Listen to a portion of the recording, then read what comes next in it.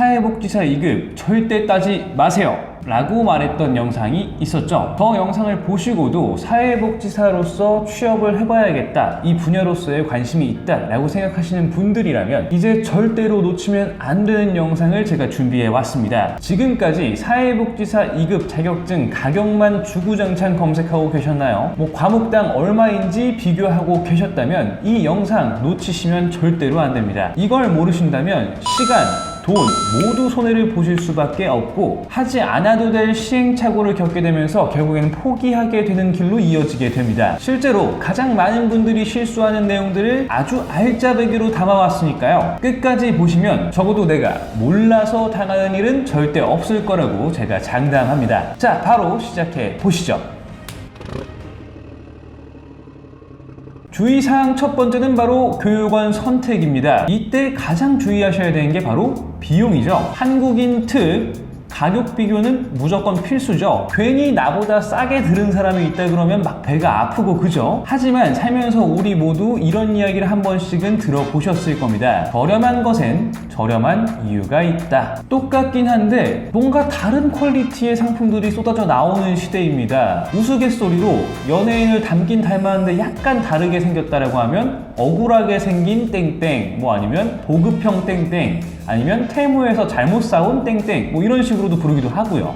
우리가 장을 볼 때에도 가격이 더 싼 사과가 있는데도 불구하고 조금 더 비싼 사과를 사는 것은 이유가 있죠. 같은 사과여도 당도가 더 높고 관리가 더 잘 된 예쁜 사과를 사는 것처럼 교육도 하나의 상품이기 때문에 가격이 다른 것에는 이유가 있습니다. 사회복지사 교육원을 검색을 해보시면 비용이 천차만별인 걸 알 수 있는데요. 15만원부터 4만원, 또 어떤 교육원은 7,900원까지도 할인을 하고 있습니다. 왜 이렇게까지 차이가 날까요? 평생 교육원에도 태무가 손을 뻗친 걸까요? 이유는 교육원의 1:1 담당자의 존재 유무에 따라 가격의 차이가 나는 겁니다. 우리에게는 플래너라는 이름으로 좀 더 많이 알려져 있죠. 단순한 행정실 직원이 아니라 제도에 대한 정확한 지식을 가지고 학습자를 1:1로 관리를 해주는 직업을 칭하는데요. 학습자의 과정의 시작부터 끝까지 과정을 설계해주기도 하고 과정 종료까지 개인 연락처로 상담과 안내 등 일정 등을 관리해주는 역할을 합니다. 담당자의 역량에 따라서도 똑같은 과정을 진행하는데 난이도는 천차만별일 수 있습니다. 학점은행제 제도 역시 대학과 똑같은 학위를 취득하는 과정이기 때문에 출석, 중간고사, 기말고사, 과제, 토론, 쪽지시험, 참여도 등의 평가 기준을 가지고 있고요. 이를 통해 성적을 부여하게 되고 사회복지사 2급 과정의 경우 실습 과정을 진행하는 데 있어 굉장히 복잡한 과정들이 필요합니다. 이때 실습대학교의 연결을 도와주고 그리고 실습기관 리스트를 제공해주는 역할도 담당자의 역할이죠. 과목 이수 후 끝나는 게 아닌 학습자 등록, 학점 인정 신청, 학위 신청 등 복잡한 행정 처리 절차까지 이어지게 되는데요. 담당자가 얼마나 서포트를 해주냐에 따라 학습자가 받게 될 스트레스의 양이 달라진다고 보시면 되겠습니다. 당연히 이러한 도움을 주는 플래너에 대한 고용비용, 인건비용이 학습비용에 같이 포함이 되어 있기 때문에 이런 플래너가 있는 교육원과 없는 교육원에는 비용적인 차이가 발생할 수밖에 없는 거죠. 저렴한 교육원의 장점은 딱 한 가지입니다. 바로 저렴하다는 거죠. 복잡한 학점은행제 과정에 대해서는 도움을 받지 못합니다. 유선 상담은 가능하지만 이건 담당자가 아니라 행정실 상담 직원이 상주해 있는 것이기 때문에 9시부터 6시까지만 질문이 가능하고요. 매뉴얼화 되어 있는 답변만 가능하기 때문에 나 개인에 대한 상담을 요청할 수는 없습니다. 당연히 주말에도 상담 요청을 못하겠죠. 그래서 학습자분들이 조금만 정신이 없거나 바빠질 경우 갑자기 꽈락, 즉 재수강을 해야 하는 확률이 굉장히 높아지게 됩니다. 마찬가지로 학습자 등록, 학점 인정 신청, 토론, 과제 제출, 실습대학 서칭, 실습기간 구하기 등 디테일한 부분에 대해서도 부담을 갖고 시작해야 된다는 게 문제가 될 수 있겠죠. 또한 바라기 든 과목은 재수강을 하셔야 되는데 아무리 저렴한 교육원이라도 비용적인 손해가 약간은 발생을 하게 될 수밖에 없고요. 시간적 손해는 메꿀 방법이 아예 없습니다. 그렇다면 저렴한 교육원은 나쁜 걸까요?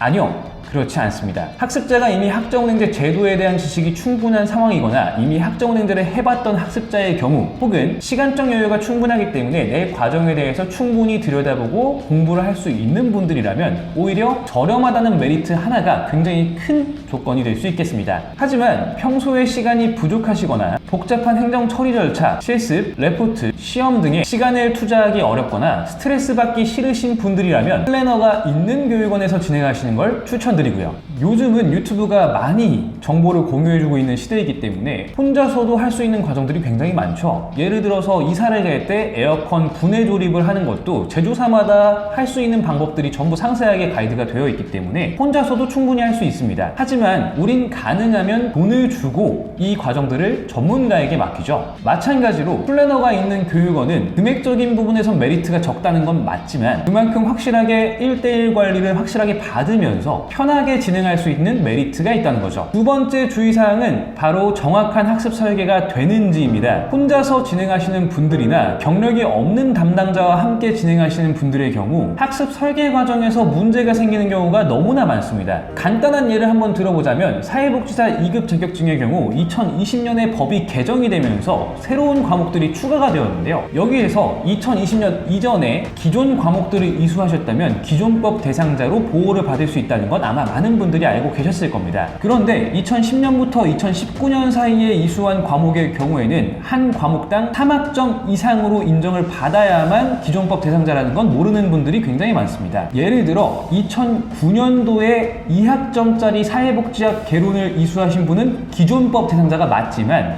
2010년도에 2학점짜리 사회복지학 개론을 이수하신 분은 기존법 대상자가 아닙니다. 또한 2020년도에 법 개정이 되면서 추가 과목이 7과목 정도 생겼는데 이 과목은 나중에 추가된 과목이기 때문에 기존법 대상자에 포함이 되지 않습니다. 본인이 기존법 대상자인지 확인하려고 해도 유사한 과목들도 너무 많고 이걸 분류하기가 굉장히 어려운 경우가 많습니다. 이러한 분들의 경우 저희가 아래 고정 댓글란 혹은 설명란에 링크를 남겨드렸는데요. 여기에 상담 요청 남겨주시면 정확한 기준을 가지고 안내를 해드리고 있으니까요.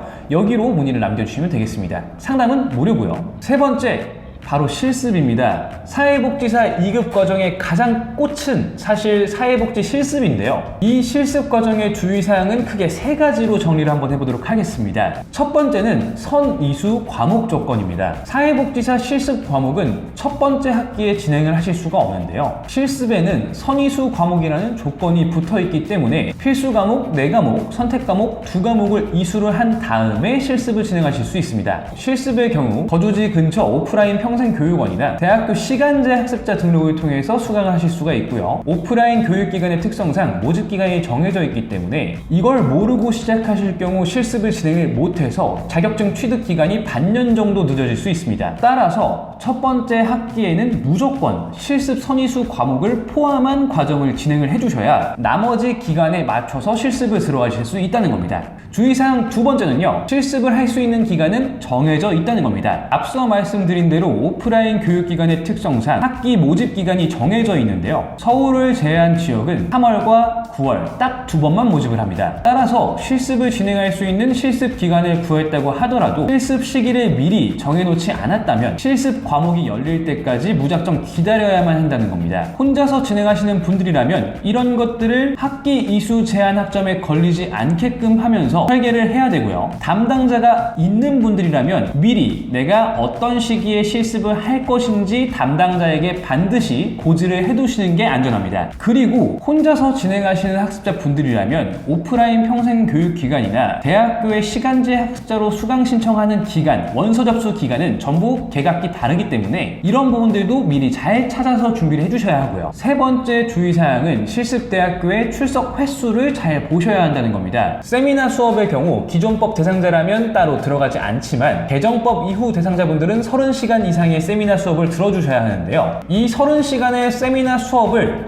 출석을 몇 번 하느냐는 대학교 마음이기 때문에 무작정 가까운 곳으로 찾아서 진행을 했다가 출석이 10번 이상 있어서 매주마다 세미나 수업을 들으러 대학교에 출석을 하시러 가야 될 수도 있습니다. 여기서 담당자들이 찾아주는 곳들은 대부분 출석 횟수가 3번에서 4번만 있는 출석을 적게 해도 되는 곳들을 찾아서 안내를 해주는 것이기 때문에 이렇게 안내를 받은 곳이 거리가 조금 멀더라도 출석 횟수가 적다면 이쪽으로 진행을 해주신 게 훨씬 더 편하실 수 있어요.